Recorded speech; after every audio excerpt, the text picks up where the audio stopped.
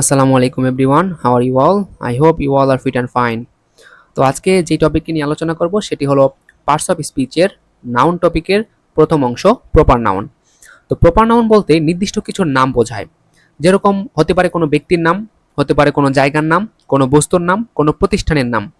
যদি কোনো পার্সনের নাম হয় অর্থাৎ ব্যক্তির নাম হয়, হতে পারে শ্রাবণ, হতে পারে মেসি, হতে পারে রোনালদো, অথবা হতে পারে সাকিব করিম, এবার যে কোনো কিছু।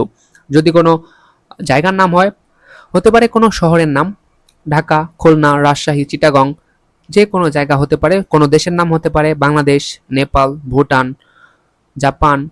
হতে পারে কোনো প্রতিষ্ঠানের নাম, যেরকম university of Dhaka, Facebook, YouTube, Instagram, TikTok, যে কোনো কিছু হতে পারে। হতে পারে কোনো বইয়ের নাম, physics, chemistry, math, biology, civics, economics, যে কোনো বই হতে পারে।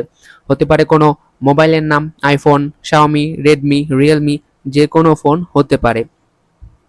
প্রপার নাউনের ক্ষেত্রে একটা জিনিস মনে রাখতে হবে, সেটি হলো প্রপার নাউনের প্রথম অক্ষর সবসময় ক্যাপিটাল হয়, কখনোই ছোট হাতের হয় না, সবসময় ক্যাপিটাল অর্থাৎ বড় হাতের অক্ষরে লিখতে হয়। প্রপার নাউনের আলাদা নির্দিষ্ট একটি নাম থাকে এবং এখানে মনে রাখার টিপস আমি দিয়ে দিয়েছি। এখানে আমি দুইটি কুইক টেস্ট অর্থাৎ কুইজের মতো দেওয়ার চেষ্টা করেছি। প্রথম কোশ্চেনটি হলো স্কুল, এটি কি প্রপার নাউন? আর দ্বিতীয়টি হলো অক্সফোর্ড স্কুল, এটি কি প্রপার নাউন? এই দুইটি প্রশ্নের উত্তর আপনারা দেওয়ার চেষ্টা করবেন।